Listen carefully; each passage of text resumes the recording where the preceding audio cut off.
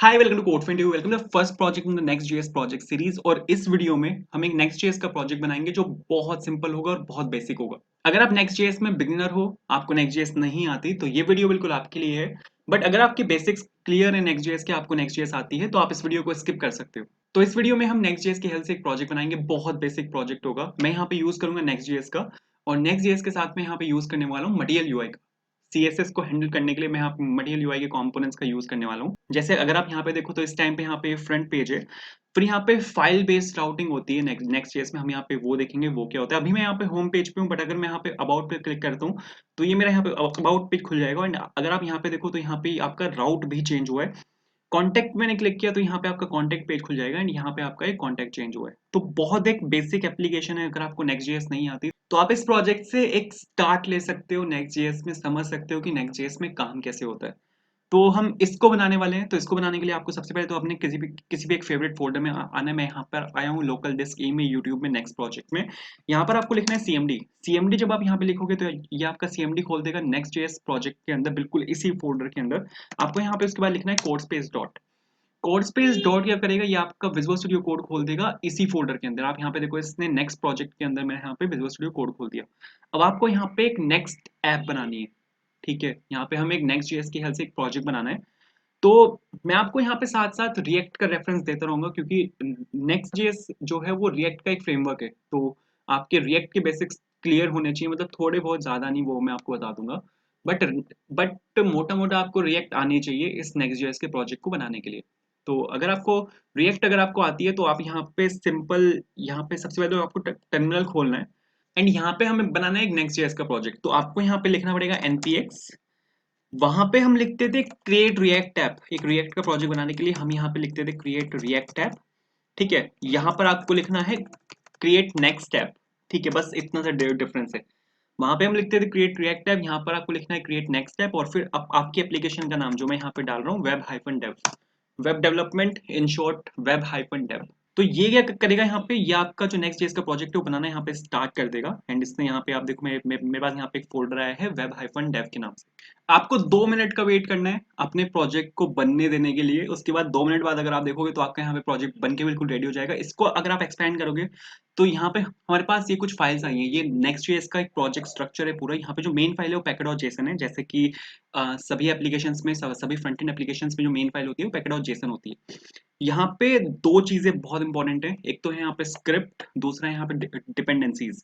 Dependencies हमें ये बताता है कि आपके प्रोजेक्ट में कौन कौन सी डिपेंडेंसीज जरूरी हैं आपके प्रोजेक्ट को रन करने के लिए। यहाँ पे देखो, अगर आप यहाँ पे देखो तो रिएक्ट का यहाँ पे वर्जन 18.0.0 यहाँ पे इंस्टॉल हुआ है। रिएक्ट वर्जन 18.0.0 एक महीने पहले ही आया है। 28 या 29 मार्च को शायद ये आया था रिएक्ट 18 मार्केट में आई थी। एंड उसके बाद यहाँ पे नेक्स्ट जेएस का जो वर्जन यहाँ पे इसने इंस्टॉल किया है वो है 12.1.5। एंड रिएक्ट को ब्राउजर में चलाने के लिए ये वाली लाइब्रेरी बहुत इंपॉर्टेंट है, जो कि है रिएक्ट डॉम।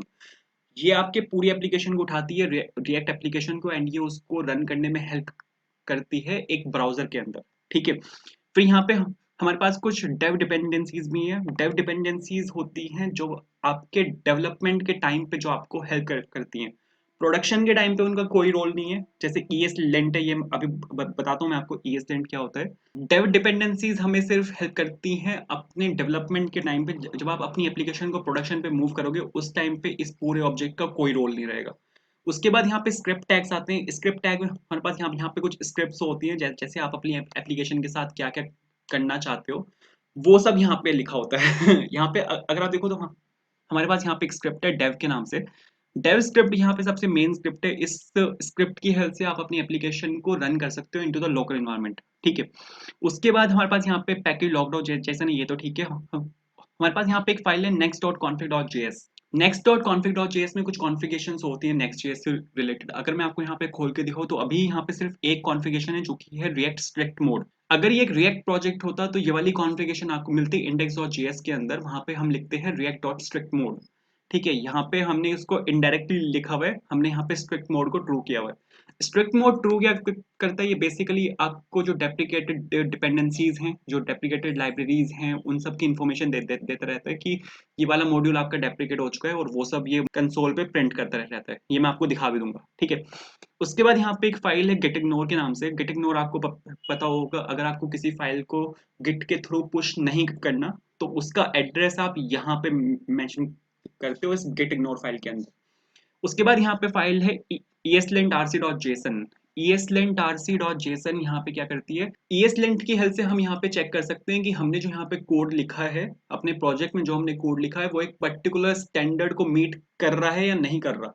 जैसे जो मोस्ट वाइडली यूज स्टैंडर्ड है ESLint के लिए, वो एयरबीएनबी का स्टैंडर्ड है। तो हम यहाँ पे चेक कर सकते हैं ESLint की हेल्प से कि वो हमारा जो कोड है वो उस पर्टिकुलर एयरबीएनबी स्टैंडर्ड को मीट कर रहा है या नहीं कर रहा। एक अलग से टॉपिक है ESLint का, पूरा इसको देखेंगे किसी और वीडियो में। उसके बाद फिर हमारे पास यहाँ पे कुछ और फाइल्स हैं, पेजेस है, पब्लिक है और स्टाइल्स है। स्टाइल्स को अगर मैं यहाँ पे खोल खोल के दिखाऊँ तो हमारे पास यहाँ पे दो फाइल्स हैं, एक है globals.css। globals.css नाम से पता लग रहा है ये बिल्कुल index.css की कॉपी है। जैसे रिएक्ट में index.css में आप कुछ भी अगर लिखते थे CSS, तो वो पूरे प्रोजेक्ट पे अप्लाई होती थी। उसकी रिप्लेसमेंट यहाँ पे globals.css है, ठीक है। उसके बाद यहाँ पे एक और CSS है, एक और CSS फाइल है home.module.css। ये वाली जो फाइल है ये रिएक्ट के app.css के रिप्लेसमेंट है। आप जो भी app.css के अंदर जो भी आप CSS लिखते थे वो सिर्फ ऐप कंपोनेंट पे अप्लाई होती थी, ठीक है। यहाँ पे उसकी रिप्लेसमेंट है यहाँ पे home.module.css। आप यहाँ पे जो भी CSS लिखोगे इस home.module.css के अंदर, वो यहाँ पे आपकी जो index.js है इसमें आके अप्लाई होगी। आप यहाँ पे देखो, यहाँ पर आप इसको इंपोर्ट भी कर रहे हो। तो इस फाइल को अभी देखने से पहले वापस चलते हैं, यहाँ पे इसको बंद किया मैंने और वापस में आया यहाँ पे पैकेट.json में। जैसे कि मैंने आपको बताया था कि यहाँ पे जो हमारे पास जो मेन स्क्रिप्ट होती है वो होती है डेव स्क्रिप्ट। इस डेव स्क्रिप्ट को रन करने के बाद हमारा जो पूरा प्रोजेक्ट है उसको हम रन कर सकते हैं लोकल इन्वायरमेंट में। तो अगर मैं आपको इसको चला के दिखाऊं, आपको यहाँ पे सबसे पहले जाना है अपने वेब डेव फोल्डर के अंदर। तो मैं यहाँ पे गया cd वेब डेव, ठीक है, वेब हाइफन एंड डेव, बिल्कुल सही है। और फिर आपको यहाँ पे लिखना है npm run and dev। जैसे ही आप यहाँ पे लिखोगे npm run dev, ये इंटरनली यहाँ पे रन करेगा नेक्स्ट डेव को। आप यहाँ पे देखो, इसने यहाँ पे रन किया नेक्स्ट डेव को, एंड इसने आपका जो सर्वर है उसको यहाँ पे स्टार्ट किया है लोकल होस्ट 3000 पे, ठीक है। यहाँ पे जो 0.0.0.0 होता है ये लोकल होस्ट की वो होता है, और ये इसकी अनदर वो है ठीक है, लोकल होस्ट 3000। और ये यहाँ पे कंपाइल हो रहा था और ये सक्सेसफुली यहाँ पे कंपाइल हो चुका है। एंड आप यहाँ पे जो अपना प्रोजेक्ट है वो यहाँ पे देख भी सकते हो। अगर मैं आपको यहाँ पे इसको चला के दिखाऊं, मैंने यहाँ पे लिखा लोकल होस्ट 3000, एंड यहाँ पे आप देखो तो ये हम हमारे पास यहाँ पर आ चुका है, ठीक है। जैसे रिएक्ट में एक एसवीजी लोगो आता था, फिर नीचे एक टेक्स्ट लिखा हुआ होता था, उसके नीचे एक लिंक होता था जिसपे लिखा होता था लर्न रिएक्ट। यहाँ पे हमें ये सब कुछ लिखा मिलता है, ठीक है। Welcome to Next JS, get started by editing pages index.js, ठीक है। तो यहाँ पे हमें ये सब कुछ लिखा मिलता है। ये सब कुछ कहाँ पे लिखा हुआ है अगर ये मैं आपको दिखाऊँ, तो इसके लिए आपको जाना है यहाँ पे पेजेस के अंदर, जैसे कि इन्होंने बताया भी आपको। आपको जाना है यहाँ पे पेजेस के अंदर और आपको यहाँ पे जाना है index.js के अंदर। तो जो index.js है यहाँ पे वो हमारी यहाँ पे मेन फाइल है, ठीक है। मेन फाइल है, एंट्री पॉइंट ये नहीं है। जहां से Next.js आपकी एप्लीकेशन को रन करना स्टार्ट करता है, वाली फाइल है आपकी _app.js। Next.js सबसे पहले यहाँ पर आता है, ठीक है। ये हमारे पास यहाँ पे index.js है। रिएक्ट के टर्म्स में यहाँ पे index.js है। जैसे रिएक्ट में एंट्री पॉइंट index.js था, यहाँ पे एंट्री पॉइंट _app.js है, ठीक है। यहाँ पे वो आया, यहाँ पे हमने एक फंक्शन बनाया हुआ माई ऐप के नाम से, और यहाँ पे हम रिटर्न कर रहे हैं कंपोनेंट को जिसके अंदर हम यहाँ पे कुछ प्रॉप्स पास कर रहे हैं। यहाँ से इस कंपोनेंट को जब ये रिटर्न करेगा तो फिर ये आएगा यहाँ पे index.js के पास, और यहाँ पे index.js में हाँ इसको एक कंपोनेंट मिलेगा यहाँ पे, जो कि एक फंक्शनल कंपोनेंट है होम के नाम से। और फिर यहाँ पे इसको ये सब कुछ पूरा यहाँ पे कोड मिलेगा, जिसको उठा के यहाँ पे एग्जीक्यूट इसने कर दिया। आप यहाँ पे देखो, यहाँ पे लिखा हुआ है वेलकम टू next.js, एंड यहाँ पे लिखा हुआ है welcome to next.js, get started by editing pages/index.js, get started by editing this। तो ये सब कुछ कोड आपका यहाँ पे लिखा हुआ है। एंट्री पॉइंट हमारा यहाँ पे _app.js, और जो हमारा कोड लिखा हुआ है सारा वो लिखा हुआ है index.js में। एंड index.js का जो सारा कोड है वो आपको यहाँ पे डिस्प्ले भी हो रहा है आपके ब्राउजर में। तो इस कोड को अगर आप देखोगे ना, यहाँ पे आपको तीन चीजें मिलेंगी, ठीक है। सबसे पहले आपको मिलेगा यहाँ पे हेड टैग। हेड टैग आप एक हेडर की तरह मान सकते हो। रिएक्ट में आप पब्लिक फोल्डर खोलते थे, पब्लिक फोल्डर के अंदर आपको एक फाइल मिलती थी index.html के नाम से। यहाँ पे वो फाइल होती ही नहीं अपने पास index.html। अगर आपको सपोज हेडर में कुछ भी चेंज करना है, अगर आपको index.html के हेड सेक्शन में कुछ भी चेंज करना है, तो आप index.html के अंदर जाते थे पब्लिक फोल्डर के अंदर, और वहां पे आप हेड सेक्शन के अंदर उसको चेंज कर देते थे। बट यहाँ पे index.html फाइल ही नहीं होती। अगर आपको हेड सेक्शन के अंदर कुछ चेंज करना है तो आप कैसे करोगे? तो उसका उसकी रिप्लेसमेंट है यहाँ पे हेड टैग। इस हेड टैग के अंदर आपको कोई भी अगर मेटा टैग, लिंक टैग या फिर टाइटल अगर आपको यहाँ पे चेंज करना है तो आप यहाँ पे डाल सकते हो। ठीक है, जैसे आप यहाँ पे देखो हेड टैग के अंदर यहाँ पे टाइटल है क्रिएट नेक्स्ट स्टेप, एंड यहाँ पे लिखा हुआ है क्रिएट नेक्स्ट स्टेप। इसको मैं यहाँ पे चेंज कर रहा हूँ। ठीक है, मैंने यहाँ पे सपोज लिखा कोड फॉर इंटरव्यू, तो आप यहाँ पे देखो ये यहाँ पे आ जाएगा इस टाइम पे, फिर कोड फॉर इंटरव्यू यहाँ पे आप देखो ये चेंज हो चुका है कोड फॉर इंटरव्यू। ठीक है, उसके बाद यहाँ पे ये मेटा नेम है डिस्क्रिप्शन के नाम से, generated by create next app. React के केस में जो डिस्क्रिप्शन था वो था generated with create react app. ठीक है, generated with the help of create react app ऐसा कुछ आता था। ठीक है, बट यहाँ पे है generated by create next app. ये डिस्क्रिप्शन आपको दिखता है अगर आप अपना जो यूआरएल है उसको शेयर करने की कोशिश करते हो, तो वो यहाँ से डिस्क्रिप्शन उठाता है। उसके बाद यहाँ पे हमारे पास एक लिंक है जो कि href है favicon.ico। फेविकॉन एक आइकन होता है अपने पास जो आपको यहाँ पे दिख रहा है ना, ये आपका फेविकॉन आइकन होता है। ठीक है, आप इसको चेंज भी कर सकते हो। यहाँ पे जो फेविकॉन आइकन है वो आपको मिल जाएगा यहाँ पे पब्लिक फोल्डर के अंदर, और यहाँ पे ये रहा favicon.ico। ठीक है, एंड ये जो यहाँ पे फेविकॉन है इसका वो वर्सल का लोगो है। ये जो यहाँ पे आप देख रहे हो वर्सल का लोगो है। वर्सल एक कंपनी है जो नेक्स्ट जेएस, जिसने नेक्स्ट जेएस को बनाया है एंड इसको मेंटेन करती है। ठीक है, तो उन्होंने यहाँ पे अपना लोगो लगाया हुआ है। परफेक्ट। उसके बाद अगर आप यहाँ पे इंडेक्स और जेएस में वापस आओ तो ये यहाँ पे आपका हेड सेक्शन है। ठीक है, हेड सेक्शन के बाद ये आपका यहाँ पे मेन सेक्शन है। मेन सेक्शन मतलब ये वाला सेक्शन पूरा। ठीक है, ये आपका यहाँ पे मेन सेक्शन है।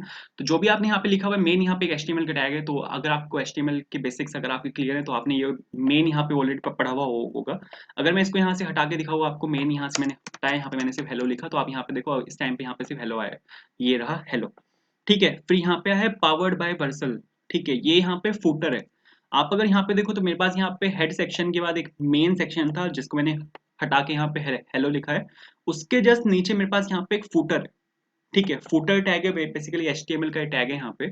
उस फूटर टैग की हेल्प से हम यहाँ पे ये वाला टेक्स्ट लिखा हुआ है हमने, और यहाँ पे एक लोगो है जो कि है वर्सल वर्सल के नाम से।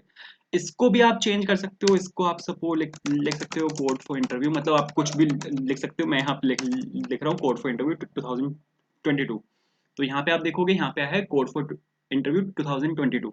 परफेक्ट है। तो उसके बाद अगर आप यहाँ पे वापस आओ, यहाँ पे एक फोल्डर और है आपके पास जो कि एपीआई के नाम से है। इसके अंदर आप अपनी सारी बैकएंड की एपीआईज बना सकते हो। आपको अगर पता हो तो रिएक्ट हम यूज करते थे क्लाइंट साइड के लिए, क्लाइंट साइड रेंडरिंग के लिए हम यहाँ पे रिएक्ट का यूज करते थे, एंड रिएक्ट स्ट्रिक्टली यूज होती थी सिर्फ क्लाइंट साइड रेंडरिंग के लिए। बट अगर हमें सपोज सर्वर साइड रेंडरिंग करनी है तो वहां पे रिएक्ट फेल कर जाती थी। बट नेक्स्ट जेएस से आप क्लाइंट साइड रेंडरिंग भी कर सकते हो और आप सर्वर साइड रेंडरिंग भी कर सकते हो। एंड सर्वर साइड रेंडरिंग करने के लिए ये वाली जो आपकी फाइल है एपीआई के अंदर जो है hello.js का, इन्होंने यहाँ पे एग्जांपल दिया हुआ है। इन फाइल्स का बहुत क्रिटिकल रोल है। ठीक है, यहाँ पे अगर आप देखो तो हमने यहाँ पे एक एपीआई बनाई हुई है जो कि हैंडलर है। यहाँ पे एक रिक्वेस्ट है, रिस्पॉन्स है। रिक्वेस्ट में हमारी सारी एपीआई की रिक्वेस्ट आती है। एपीआई के हेडर्स और बॉडी और बाकी सब कुछ आप रिक्वेस्ट के अंदर से निकाल सकते हो।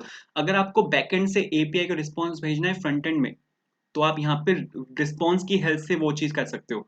तो यहाँ पे हमने भेजा इसको रिस्पॉन्स डॉट स्टेटस 200 और डॉट जेसन। जेसन की हेल्प से आप यहाँ पे एपीआई की बॉडी रिटर्न कर सकते हो।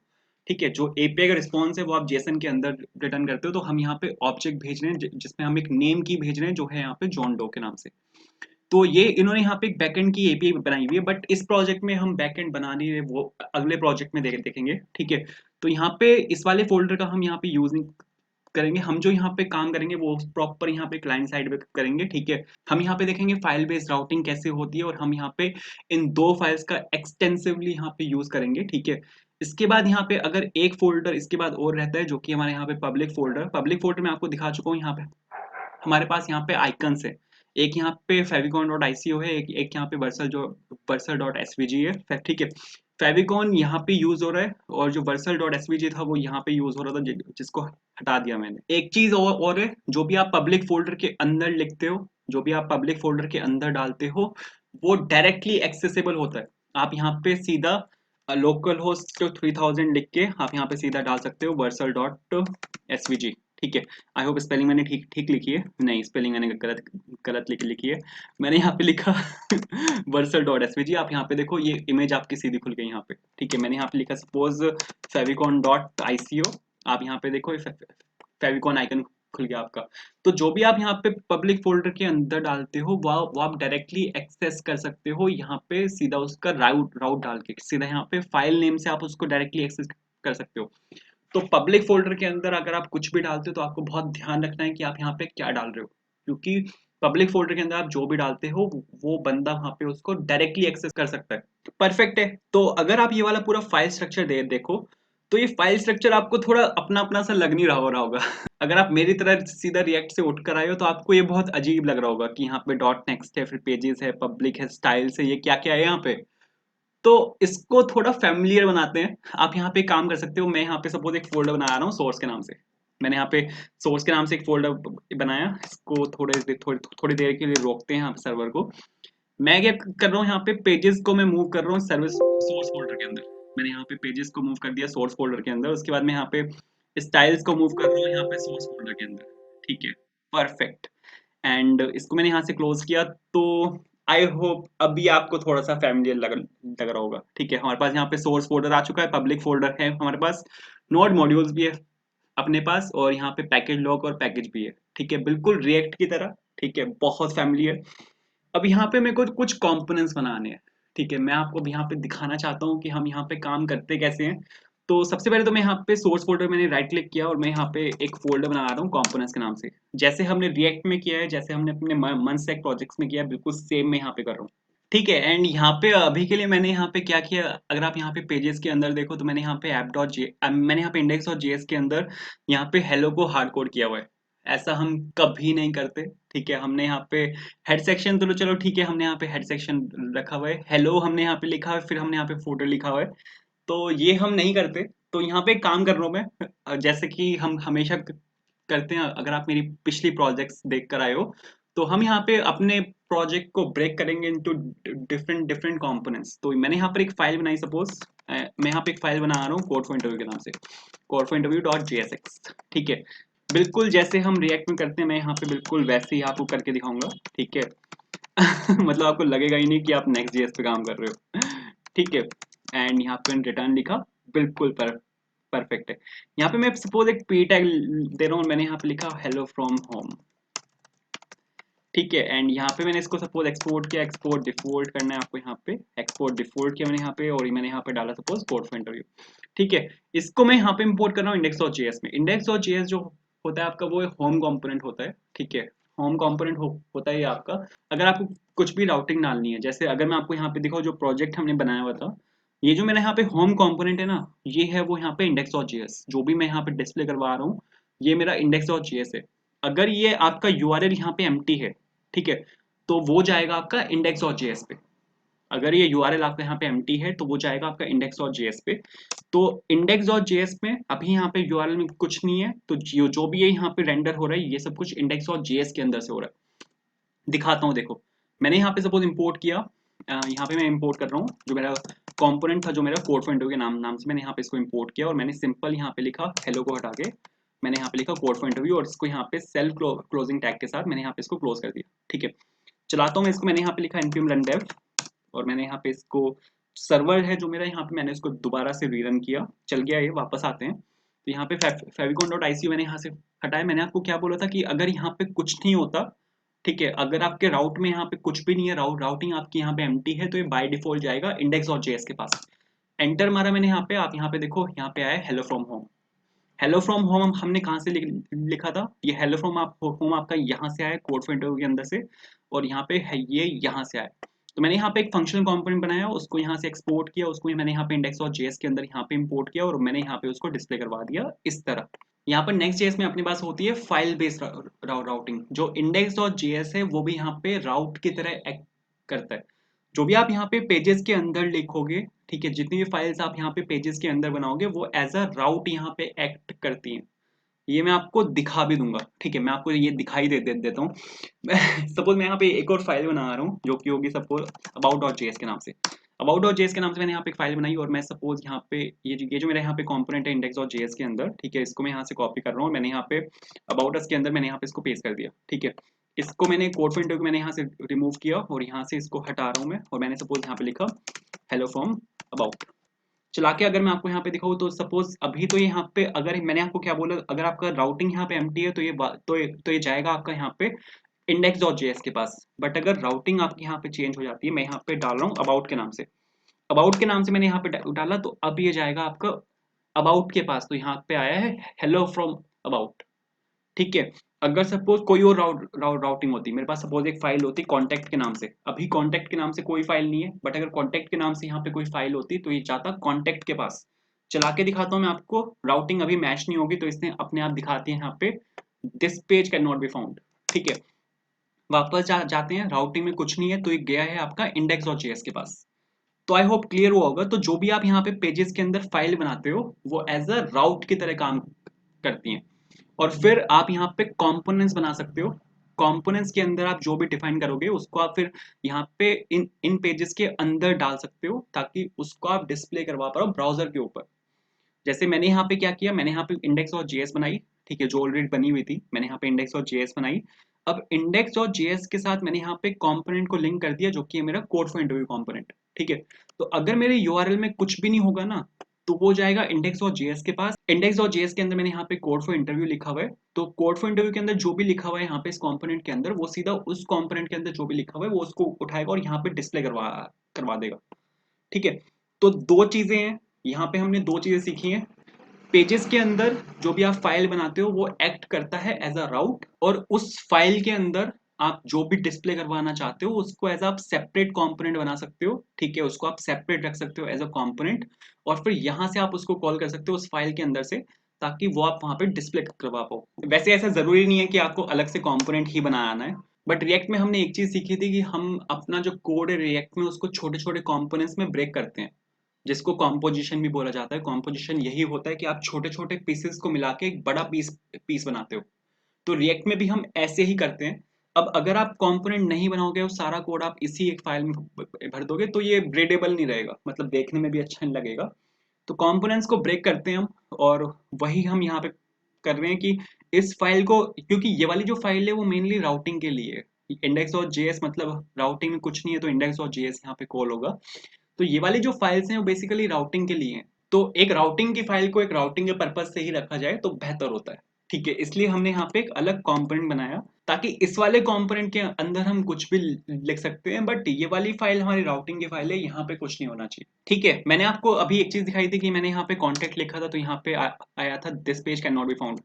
अब मैं, अरे क्या कर दिया मैंने, उसको वहां से क्लोज करते हैं, हाँ ठीक है।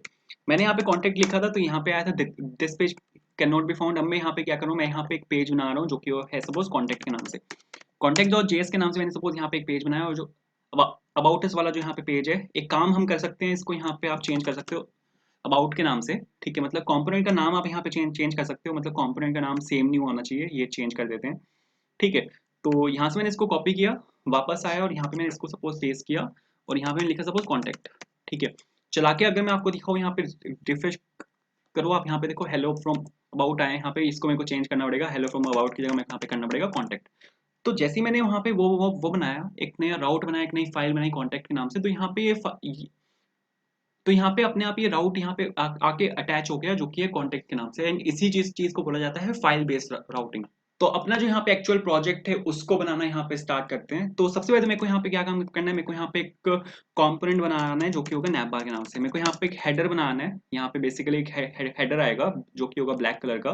तो वो मैं बनाऊंगा यहाँ पे स्नैपबार कंपोनेंट के अंदर। मैंने यहाँ पे लिखा सपोज एक्सपोर्ट एंड कॉन्स्ट लिखना, अरे मैं क्या कर रहा हूँ, मैंने यहाँ पे लिखा suppose const and suppose navbar is equals to and this and this and perfect। उसके बाद आप यहाँ से कुछ भी रिटर्न कर सकते हो, रिटर्न करके सपोज मैंने यहाँ पे लिखा एक p टैग के अंदर, एंड यहाँ पे मैंने लिखा हेलो फ्रॉम navbar, ठीक है, hello from nav and that's it. And यहाँ पे मैंने इसको एक्सपोर्ट किया, एक्सपोर्ट डिफॉल्ट, एंड सपोज यहाँ पे लिखा navbar। परफेक्ट है सर, बिल्कुल ठीक है। तो नैप बार में मैंने यहाँ पे बनाया और यहाँ पे मैंने इसको एक्सपोर्ट मार दिया। अब आपको अगर यहाँ पे इसके ऊपर हेलो फ्रॉम कॉन्टेक्ट के ऊपर अब मेरे को यहाँ पे हेडर दिखाना है, तो आपको यहाँ पे कुछ नहीं करना, आपको बस यहाँ पे इंपोर्ट करना है नैप बार को, ठीक है। एंड यहाँ पे जो आपका ये है कोड फॉर इंटरव्यू वाला कंपोनेंट, इसके ऊपर आपको इसको डिस्प्ले करवा देना है, ठीक है। मैंने यहाँ पे नैप बार लिखा है and that's it. As a self closing tag मैंने यहाँ पे इसको डिस्प्ले करवाया। तो अब अगर आप देखोगे यहाँ पे कॉन्टेक्ट को हटाते हैं अगर, तो यहाँ पे आ गया आपके पास हेलो फ्रॉम नैप, ठीक है। बट मेरे को इसको ऐसे नहीं लिखना, मेरे को यहाँ पे प्रॉपर एक हेडर बनाना है, तो उसके लिए मैं यहाँ पे यूज करने वाला हूँ मटेरियल यूआई का। मटेरियल यूआई एक रिएक्ट का फ्रेमवर्क है जिसमें बने बनाए कुछ कंपोनेंट्स होते हैं, तो हम यहाँ पे मटेरियल यूआई का यूज करने वाले हैं।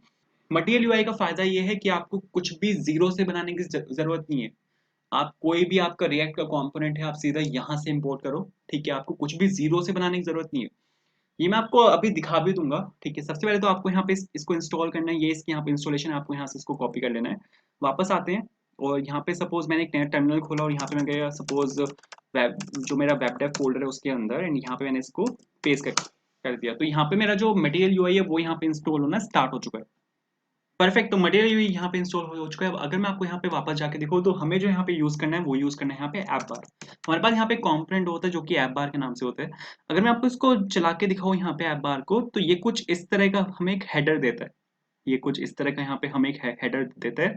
एंड हमें कुछ भी CSS यूज नहीं करनी, कुछ भी नहीं यूज करना, बस दो कंपोनेंट यहाँ पे यूज करने हैं, एक तो ऐप बार है और एक यहाँ पे टूल बार है।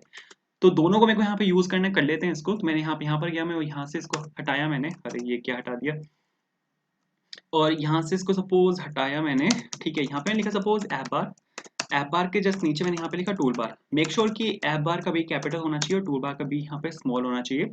इसके बाद आपको यहाँ पे दोनों कंपोनेंट्स को यहाँ पे इंपोर्ट करना है। मैंने यहाँ पे इंपोर्ट किया ऐप बार को और मैंने यहाँ पे सपोज इंपोर्ट किया टूल बार को। कहाँ से आएगा, जो पैकेज आपने अभी अभी यहाँ पे इंस्टॉल किया है, जो कि है MUI/material, ठीक है।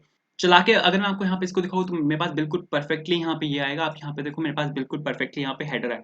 मटेरियल यूआई का ये फायदा है कि मैंने यहाँ पे कोई CSS नहीं डाली। आप यहाँ पे देखो, मैंने यहाँ पे कोई भी CSS का यूज ही नहीं किया अब तक, एंड ये यहाँ पे इसने बिल्कुल परफेक्टली मेरे को यहाँ पे एक हेडर बना के दिया। लेकिन मेरा यहाँ पे एक सवाल है, यहाँ पे पीछे वो लिखा हुआ था, हेलो फ्रॉम होम लिखा हुआ था, वो कहाँ गया। अब यहाँ पे एक प्रॉब्लम है, प्रॉब्लम तो नहीं है बेसिकली।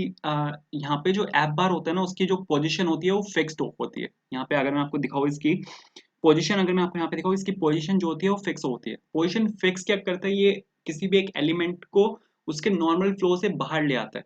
तो अगर मैं आपको इसको हटा के दिखाऊँ यहाँ पे, तो आप यहाँ पे देखो, मेरे पास यहाँ पे हेलो फ्रॉम होम आ चुका है, ठीक है। तो बिल्कुल डिट्टो मेरे को यहाँ पे करना है। हाँ, इसको आप हैंडल कर सकते हो। आपको यहाँ पे ऐप बार के अंदर यहाँ पे आपको एक प्रॉप पास करना होता है जो कि पोजीशन होता है। पोजीशन को आप यहाँ पे डाल सकते हो स्टैटिक। तो अगर आप पोजीशन को स्टैटिक लिखोगे तो ये बिल्कुल यहाँ पे परफेक्ट चलेगा। रिफ्रेश कर लेते हैं, तो आप यहाँ पे देखो ये बिल्कुल परफेक्ट चल रहा है। ये यहाँ से मार्जिन पैडिंग समथिंग कुछ उठा रहा है, तो इसकी इस चीज को हम यहाँ पे हैंडल कर सकते हैं। हम यहाँ पे जाना है इंडेक्स और जेएस के अंदर, एंड इंडेक्स और जेएस के अंदर आपको ये वाला जो आपका स्टाइल डॉट कंटेनर है, इसको यहाँ से हटा देना है, ठीक है। अगर इसको मैं यहाँ से हटाऊँ, तो ये देखो बिल्कुल परफेक्ट चल रहा है। बट यहाँ पे अभी एक प्रॉब्लम है। प्रॉब्लम यहाँ पर ये है कि ये सिर्फ अभी इस वाले कंपोनेंट के अंदर आएगा। अगर मैं आपको यहाँ पे अबाउट कंपोनेंट खोल के दिखाऊँ, तो यहाँ पे मेरे पास कोई नैप बार नहीं है। यहाँ पे मेरे पास आया सिर्फ हेलो फ्रॉम अबाउट, ठीक है। अगर फिर मैं आपको यहाँ पे कॉन्टेक्ट खोल के दिखाऊँ, तो यहाँ पे आप देखो, यहाँ पे मेरे पास नैप बार नहीं है, क्योंकि यहाँ पे क्या हुआ है, मैंने यहाँ पे जो नैप बार कंपोनेंट है उसको यहाँ पे सिर्फ इंडेक्स और जेएस के अंदर डाला है। आप यहाँ पे एक काम कर सकते हो कि जो नैप बार आपका कंपोनेंट है, इसको आप यहाँ पे जितने भी आपके यहाँ पे कंपोनेंट्स हैं उन सबके अंदर डाल सकते हो, ठीक है। अब यहाँ पे आपका सवाल होगा कि ब्रो ये तो अच्छा फीचर नहीं है। अगर आपको इसको, अभी तो मेरे पास यहाँ पे 3 कंपोनेंट हैं और मेरे को 3 कंपोनेंट में मैनुअली डालना पड़ रहा है नैप बार हर एक कंपोनेंट के अंदर। कल को अगर मेरे पास 100 कंपोनेंट हुए, तो मेरे को 100 के 100 में डालना पड़ेगा। तो अभी अगर मैं आपको यहाँ पे चला के दिखाऊंगा तो बिल्कुल सही चलेगा। एक सेकेंड, इसको भी यहाँ से हटा लेते हैं। देखो इसका अभी एक सॉल्यूशन बताता हूँ, ठीक है। अभी मैं आपको ऐसे समझा रहा हूँ, इसका भी एक सॉल्यूशन है, ठीक है। यहाँ पे मैंने सपोज इसको ऐसे लिखा, एंड यहाँ पे अभी ये कॉन्टेक्ट में भी आएगा, ठीक है। एक सेकंड रिफ्रेश होने देते हैं। कॉन्टेक्ट में भी आएगा, अबाउट में भी आएगा। आप यहाँ पे देखो हेलो फ्रॉम अबाउट यहाँ पे आना चाहिए, हेलो फ्रॉम अबाउट इसमें भी आएगा, और इंडेक्स और जेएस में तो ये आ ही रहा है, ठीक है। तो ये तीनों में आ रहा है इस केस में। बट यहाँ पे प्रॉब्लम क्या है, प्रॉब्लम यहाँ पे ये है कि नैप बार को मैंने तीनों कंपोनेंट्स के अंदर डाला है और ये कोई फिजिबल सॉल्यूशन नहीं है। आप यहाँ पे जो कंपोनेंट्स हैं उसको स्ट्रिक्टली बाउंड कर रहे हो कि अगर कल को मैं कोई नई फाइल बनाता हूँ, कल को अगर मैं कोई नया राउट बनाता हूँ, तो उसमें मेरे को नैप बार अलग से डालना पड़ेगा। बट वो खुद से आना चाहिए। तो इसको अभी देखते हैं, ठीक है, इसको अभी 1 सेकंड के लिए इसको होल्ड पे रखते हैं। सबसे पहले मैं चाहता हूँ यहाँ पे कुछ चीजें आ जाए यहाँ पे। सबसे पहले मैंने यहाँ पे सपोज एक IMG टैग लिया, मेरे को यहाँ पे एक लोगो लगाना है, ठीक है। मैंने यहाँ पे लिया सपोज कॉन्स्ट लोगो, एंड आपको एक URL यहाँ पे मिल जाएगा वीडियो डिस्क्रिप्शन में, वहाँ पर आपको गूगल ड्राइव का एक लिंक मिलेगा, उसके अंदर से आप ये वाला URL उठा सकते हो, ठीक है।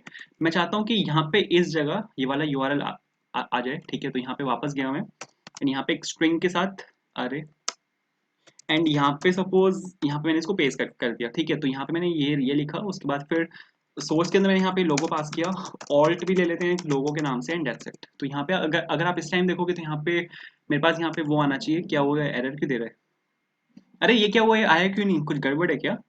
ओ, यहाँ पे मेरे को SRC लिखना है, सॉरी माय बैड। अब ये बिल्कुल परफेक्टली आ चुका है, बट इसके मेरे को CSS को हैंडल करना है, तो मैं यहाँ पे स्टाइल टैग का यूज करके इसकी विथ डाल रहा हूँ। सपोज विथ मैं ले रहा हूँ इसकी, विथ ले या हाइट ले, हाइट ले लेते हैं, ठीक है। हाइट मैं सपोज डाल रहा हूँ इसकी 20 पिक्सल्स। तो मैंने यहाँ पे 20 पिक्सल्स की हाइट दी, एंड यहाँ पे जो लोगो है वो मेरे पास यहाँ पे बिल्कुल परफेक्टली आ चुका है। अब यहाँ पे मेरे को एक डिव चाहिए, इसके जस्ट नीचे मैं यहाँ पे चाहता हूँ मेरे को एक डिव चाहिए, बट मैं यहाँ पे मटेरियल यूआई का यूज कर रहा हूँ। मटेरियल यूआई में डिव की एक रिप्लेसमेंट होती है। अगर आप यहाँ पे आओगे तो इसकी जो यहाँ पे डिव की रिप्लेसमेंट है वो है बॉक्स के नाम से। आप यहाँ पे बॉक्स का यूज कर सकते हो, ठीक है, as a div replacement. Div क्या होता है, एक रैपर कॉम्पोनेंट होता है, एक रैपर एलिमेंट होता है जिससे आप अपने एलिमेंट्स को रैप कर सकते हो। वो काम यहाँ पे बॉक्स करता है। बॉक्स यहाँ पे एक रैपर कंपोनेंट होता है। तो डिव की रिप्लेसमेंट है ये, बाय डिफॉल्ट एक डिव ही देता है, ठीक है। तो मैंने यहाँ पे बॉक्स लिखा, एंड यहाँ पे मैंने लिखा बॉक्स, परफेक्ट। इसको मैंने कॉपी किया, यहाँ पे मैंने सेव किया, ठीक है। तो यहाँ पे ये बाय डिफॉल्ट एक डिव देगा। अब मेरे को यहाँ पे 3 कंपोनेंट चाहिए इसके अंदर, ठीक है। इसके अंदर मेरे को यहाँ पे 3 कंपोनेंट चाहिए। एक पी टैग के अंदर मैं यहाँ पे 3 कंपोनेंट ले रहा हूँ। सबसे पहले मेरे को यहाँ पे चाहिए होम, ठीक है। होम के बाद मेरे को यहाँ पे 2 कंपोनेंट और चाहिए, बट मैं यहाँ पे पी टैग नहीं लूंगा। Same same theory same story की मैं यहाँ पे मटेरियल यूआई का यूज कर रहा हूँ, एंड मैं यहाँ पे मटेरियल यूआई के कंपोनेंट्स का यूज कर रहा हूँ। तो पी टैग की रिप्लेसमेंट होती है मटेरियल यूआई में, जो कि होता है टाइपोग्राफी। हम यहाँ पे यूज कर सकते हैं टाइपोग्राफी का। टाइपोग्राफी बाय डिफॉल्ट एक पी टैग देता है, ठीक है। तो आप यहाँ पे टाइपोग्राफी का यूज कर सकते हो। तो मैंने सपोज यहाँ पे टाइपोग्राफी को सपोज मैंने यहाँ पे इंपोर्ट किया, एंड ये बिल्कुल परफेक्ट यहाँ पे टाइपोग्राफी इंपोर्ट हुआ है। इसको मैंने सपोज यहाँ से कॉपी किया, एंड यहाँ पे सपोज मैंने इसको पेस्ट किया, एंड यहाँ पे मैंने इसको पेस्ट किया। चला के अगर मैं आपको यहाँ पे दिखाऊँ तो आप यहाँ पे देखो होम आ चुका है मेरे पास। यहाँ पे 2 कंपोनेंट्स में मेरे को यहाँ पे और चाहिए, ठीक है। एक तो होगा होम के नाम से, जो मैं ऑलरेडी डाल चुका हूँ। फिर एक होगा मेरे यहाँ पे अबाउट के नाम से, ठीक है। एक होगा मेरे यहाँ पे कॉन्टेक्ट के नाम से। जो 3 राउट है मेरे पास, वही 3 मैंने यहाँ पे लिखे, ठीक है। तीनों राउट मेरे पास यहाँ पे आ चुके हैं, about to home and contact, बिल्कुल परफेक्ट है। अब यहाँ पे मेरे को क्या काम करना है, यहाँ पे मेरे को इसके CSS को हैंडल करना है। CSS को हैंडल करने के लिए काफी सारे तरीके हैं। या तो आप यहाँ पे इन्हीं का ही तरीका यूज कर सकते हो, जैसे इन्होंने यहाँ पे स्टाइल टैग के अंदर ये home dot module dot CSS लिखा हुआ है, ठीक है। आप या तो ये वाला मेथड यहाँ पे यूज कर सकते हो, या फिर आप किसी एक्सटर्नल लाइब्रेरी का यहाँ पे यूज कर सकते हो, जैसे स्टाइल हाइफन कॉम्पोनेंट्स एक लाइब्रेरी है, आप यहाँ पे उसका यूज कर सकते हो। या फिर आप CSS को हैंडल कर सकते हो मटेरियल यूआई की हेल्प से, ठीक है। मैं यहाँ पे वही करने वाला हूँ। मटेरियल यूआई में एक स्टाइल्ड कंपोनेंट होता है, ठीक है। स्टाइल्ड के नाम से कंपोनेंट होता है ये, हम यहाँ पे इसका यूज करने वाले हैं। स्टाइल्ड कंपोनेंट बिल्कुल सेम काम करता है जैसे हमारा स्टाइल्ड हाइफन कंपोनेंट्स लाइब्रेरी काम करती है। तो स्टाइल कंपोनेंट्स का मैं यहाँ पे यूज करने वाला हूँ। आपको यहाँ पे इसको इंपोर्ट करा लेना है। मैंने यहाँ पे स्टाइल को इंपोर्ट करा है। सबसे पहले मेरे को स्टाइल्ड चाहिए यहाँ पे ऐप बार के ऊपर। मेरे को यहाँ पे जो इसका बैकग्राउंड कलर है उसको मेरे को यहाँ पे चेंज करना है। तो मैंने वो यहाँ पे लिया हेडर, और इसका स्टाइल्ड फंक्शन का आपको यूज करना है, ठीक है। ये वाला कंपोनेंट एज अ फंक्शन यहाँ पे यूज होता है। किसके ऊपर आपको CSS लगानी है, उस कंपोनेंट को आपको यहाँ पे इसके अंदर एज एन आर्ग्यूमेंट यहाँ पे पास करना होता है, और फिर एज अ टेम्पलेट स्ट्रिंग आपको यहाँ पे CSS डालनी होती है। तो मैं यहाँ पे CSS डाल रहा हूँ सपोज हैश एंड 000, परफेक्ट। तो अब आपका app bar component with updated CSS इस हेडर के अंदर है। तो आप यहाँ से इसको कॉपी कर सकते हो, और ऐप बार को यहाँ पे रिप्लेस कर सकते हो इस हेडर से, ठीक है। तो परफेक्ट, वापस आया मैं। आप यहाँ पे देखो, ये आपका जो हेडर है वो यहाँ पे ब्लैक हो चुका है। तो बिल्कुल ठीक है। अब मेरे को नेक्स्ट जो मेरे को CSS लगानी है वो इन एलिमेंट्स पे लगानी है। तो एक काम करते हैं, इन तीनों पे अलग अलग लगाने से अच्छा मैं यहाँ पे सीधा इसके रैपर पे लगाता हूँ, और पेरेंट के हिसाब से मैं पेरेंट की हेल्प से मैं यहाँ पे जो मेरे चाइल्ड कंपोनेंट्स है उनको मैं यहाँ पे हैंडल उनके CSS में यहीं से ही हैंडल कर लूंगा पेरेंट की हेल्प से। तो यहाँ पे सपोज मैं पेरेंट की जो CSS है उसको यहाँ पे चेंज कर रहा हूँ। सबसे पहले तो मेरे को यहाँ पे चाहिए डिस्प्ले फ्लेक्स। डिस्प्ले फ्लेक्स क्या करेगा, इन तीनों को एक लाइन में ले आएगा ठीक है, एक सेकेंड अभी चलेगा नहीं, इसको मेरे को रिप्लेस करना पड़ेगा। मैंने यहाँ पे बॉक्स को मैंने यहाँ पे रिप्लेस किया नैव से। ठीक है, पेरेंट में अगर आप डिस्प्ले फ्लेक्स डालते हो तो ये जो चाइल्ड एलिमेंट्स होते हैं उनको एक लाइन में ले आता है। अब मेरे को इसको राइट साइड यहाँ पे अलाइन करना है। तो राइट साइड अलाइन करने के लिए हमारे पास यहाँ पे एक CSS होती है जो कि होती है मार्जिन लेफ्ट ऑटो। अगर आप डाल दोगे यहाँ पे मार्जिन लेफ्ट ऑटो तो ये इसको राइट साइड में अलाइन कर देगा, जैसा कि आप यहाँ पे देख भी सकते हो। बट राइट से मेरे को थोड़ा सा मार्जिन चाहिए, तो मार्जिन राइट ले लेते हैं हम, जो कि है यहाँ पे 5%। तो 5% मैंने सपोज यहाँ पे लिया एंड यहाँ से थोड़ा सा स्पेस आ गया। अब इन एलिमेंट्स के बीच में मेरे को स्पेस चाहिए। ठीक ठीक है, तो आप जो पेरेंट के CSS है उससे चाइल्ड के CSS को यहाँ पे हैंडल कर सकते हो। आपको यहाँ पे लिखना है एंड ग्रेटर देन, एंड यहाँ पे आपको उस एलिमेंट को डालना है जिस एलिमेंट के CSS को आपको हैंडल करना है। अब मैंने यहाँ पे टाइपोग्राफी लिखा हुआ है, बट टाइपोग्राफी बाय डिफॉल्ट एक p टैग देता है। अगर मैं आपको यहाँ पे दिखाऊँ इसको, मैंने सपोज यहाँ पे इंस्पेक्ट किया, इंस्पेक्ट करने के बाद अगर मैं दिखाऊँ तो बॉक्स ने यहाँ पे एक डिव दिया है और उसके अंदर मेरे पास यहाँ पे एक p टैग है जो कि है MUI टाइपोग्राफी। ठीक है, तो मेरे को जो CSS लगानी है वो p टैग पे लगानी है। ठीक है, क्योंकि इंटरनली वो एक p टैग है, तो परफेक्ट है। एक ऑब्जेक्ट की तरह मैंने यहाँ पे लिया मार्जिन राइट, कितना चाहिए, सपोज 100 पिक्सल्स। ठीक है, तो यहाँ पे अगर इस टाइम आप देखोगे तो ये यहाँ पे एक दूसरे से दूर हो चुके हैं। अब अगर मैं इस पे होल्ड करता हूँ तो यहाँ पे पॉइंटर होना चाहिए। तो एक CSS होती है कर्सर पॉइंटर, यहाँ पे इसको यूज किया, तो अब यहाँ पे पॉइंटर हो जाएगा कुछ इस तरह। अब अगर मैं यहाँ पे होम पे क्लिक करता हूँ तो होम पे राउट होना चाहिए, अबाउट पे क्लिक करता हूँ अबाउट पे राउट होना चाहिए, कॉन्टेक्ट पे क्लिक करता हूँ कॉन्टेक्ट पे राउट होना चाहिए।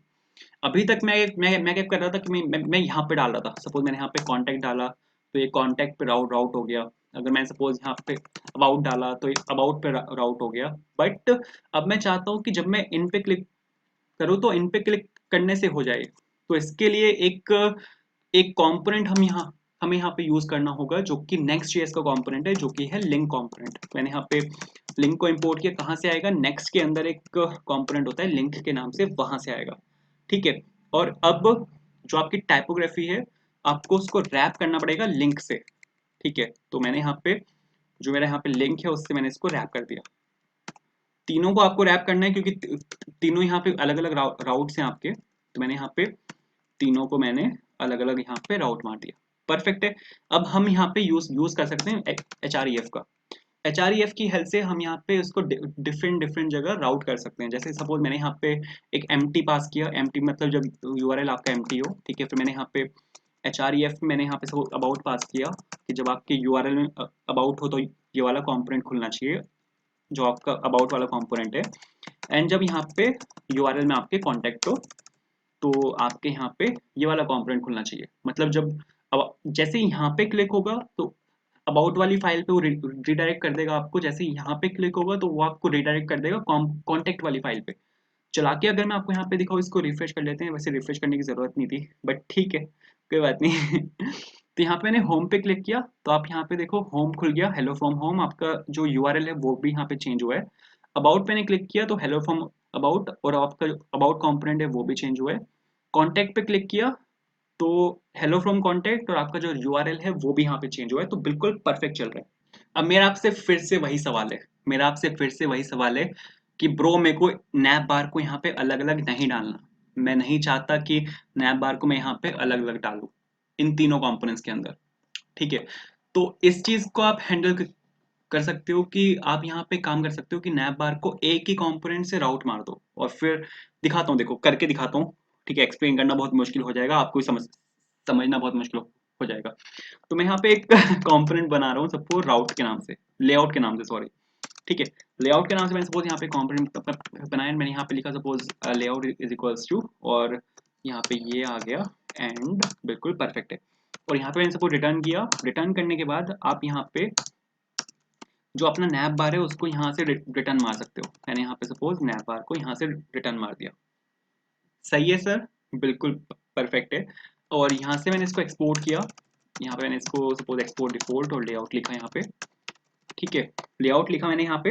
अब आपको यहाँ पे क्या करना है, आपका जो app.js है, क्योंकि ये आपकी पूरी index.js है। ये जो आपके यहाँ पे ये जो आपने लिखा हुआ है ये आपकी पूरी index.js है।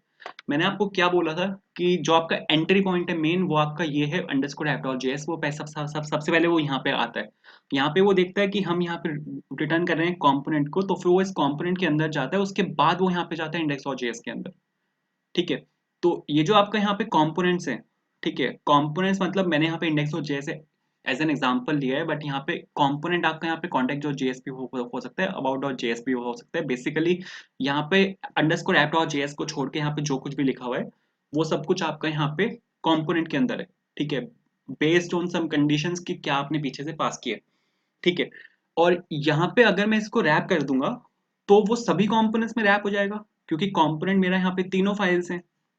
ठीक है, तो अगर सपोज मैं यहाँ पे इसको इंपोर्ट करता हूँ, मैं यहाँ पे मैंने सपोज यहाँ पे लेआउट को इंपोर्ट किया। ठीक है, और मैं यहाँ पे क्या कर रहा हूँ, मैंने यहाँ पे आ, अरे मैंने यहाँ पे सपोज, एक सेकेंड, मैंने यहाँ पे सबसे पहले तो ये लिखा, उसके बाद मैंने यहाँ पे लिखा लेआउट, और मैंने यहाँ पे क्या किया, कंपोनेंट को मैंने रैप मार दिया अपने लेआउट से। ठीक है, मैंने यहाँ पे क्या किया, कंपोनेंट को मैंने अपने रैप मार दिया लेआउट से, क्योंकि यही तो मेरा यहाँ पे इंडेक्स डॉट जेएस है, यही मेरा इंडेक्स डॉट जेएस है, यही मेरा कॉन्टैक्ट डॉट जेएस है, यही मेरा यहाँ पे अबाउट डॉट जेएस है।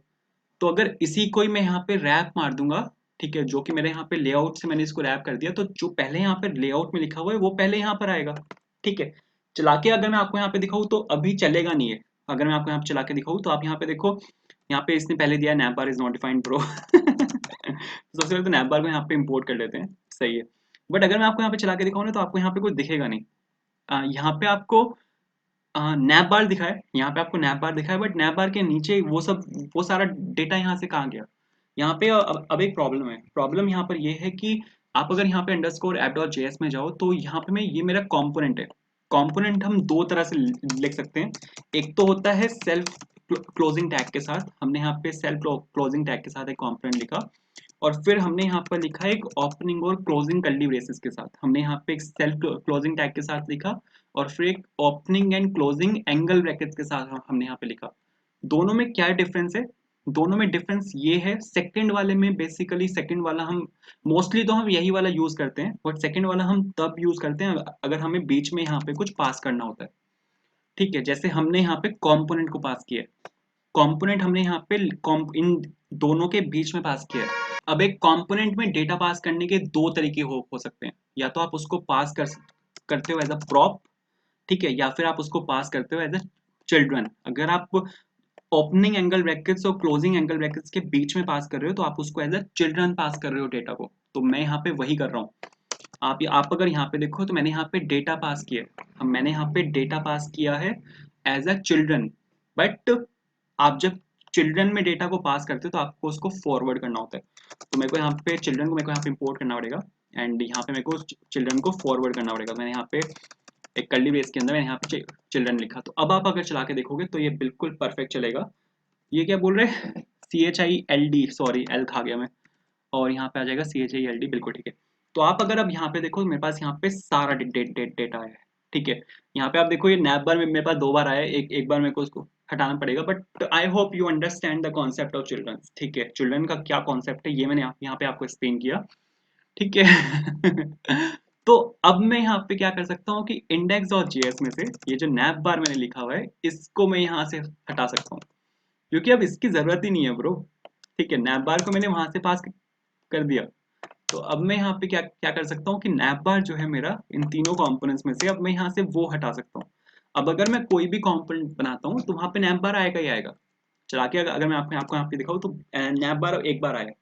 आप अगर यहाँ पे देखो, मैंने यहाँ पे इंडेक्स और जेएस के अंदर पास नहीं किया, कॉन्टेक्ट के अंदर पास नहीं किया, अबाउट के अंदर पास नहीं किया। ठीक है, और ये यहाँ पे फिर भी आ रहा है क्योंकि मैंने इसको यहाँ पे पास किया है। ठीक है, मैंने इसको जो लेआउट वाली फाइल है वहां पे पास किया है, एंड ये बिल्कुल परफेक्ट चल रहा है। सेम काम आप कर सकते हो फूटर के साथ।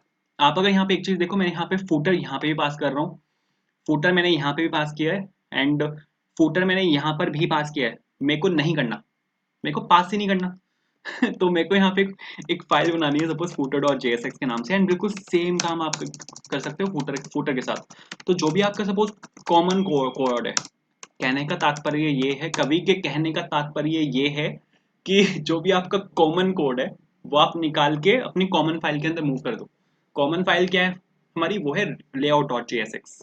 तो मैंने सपोज यहाँ पे काम किया, मैंने सपोज यहाँ पे तो बॉक्स को मैंने यहाँ से इंपोर्ट किया, एक मेरे को टाइपोग्राफी यहाँ पे चाहिए, ये मैं ऑलरेडी बता चुका हूँ ये सब कुछ होता क्या है, ठीक है। एक मेरे को स्टाइल्ड मेरे को यहाँ पे चाहिए, और मैंने यहाँ से कहाँ से आएगा, ये आएगा आपको मटेरियल में से, बिल्कुल ठीक है। यहाँ पे मैंने सपोज बॉक्स लिखा, बॉक्स के अंदर सपोज मैंने यहाँ पे टाइपोग्राफी दी, टाइपोग्राफी के अंदर मैं यहाँ पे लिख रहा हूँ कोड फॉर इंटरव्यू 2022, ठीक है। और यहाँ से इसको एक्सपोर्ट किया मैंने, यहाँ पे मैंने लिखा एक्सपोर्ट डिफॉल्ट, और यहाँ पे मैंने लिखा सपोज फूटर, बिल्कुल ठीक है। तो ये तो बिल्कुल परफेक्ट है। अब यहाँ पे लेआउट के अंदर आपको इसको लिखना पड़ेगा, क्योंकि ये भी आपका यहाँ पे कॉमन कंपोनेंट है, जैसे नैबर यहाँ पे कॉमन कंपोनेंट था, ऐसे ही ये आपका यहाँ पे एक कॉमन कंपोनेंट है। तो मैंने यहाँ पे फूटर को यहाँ पे मैंने इंपोर्ट किया, और चिल्ड्रन के जस्ट नीचे आप यहाँ पे इसको यहाँ से रेंडर कर सकते हो। तो अभी अगर मैं आपको यहाँ पे चला के दिखाऊँ तो अब ये 2 बार आ रहा है, एक बार मेरे को यहाँ से हटाना पड़ेगा, तो आप यहाँ से अब इस चीज को रिमूव कर सकते हो। एक अच्छी कोडिंग प्रैक्टिस है, मतलब आपका जो कोड होना चाहिए वो रिपीटेटिव नहीं होना चाहिए, ठीक है। आपका कोड रिपीटेटिव नहीं होना चाहिए। हम फॉलो करते हैं बेसिकली, जो अच्छा एक कोडर होता है ना वो फॉलो करता है ड्राई अप्रोच। ड्राई होता है डू नॉट रिपीट। तो आप यहाँ पे देखो फूटर यहाँ पे बिल्कुल परफेक्ट आ चुका है। फूटर की जो वो है CSS है उसको यहाँ पे हैंडल कर लेते हैं। तो यहाँ पे मैं वापस आया, और यहाँ पे सपोज मैं लिखा यहाँ पे कॉन्स्ट, और suppose footer section is equals to, और यहाँ पे सपोज मैंने लिखा स्टाइल्ड, ठीक है। स्टाइल्ड के अंदर आ गया यहाँ पे बॉक्स, एंड बिल्कुल सही है।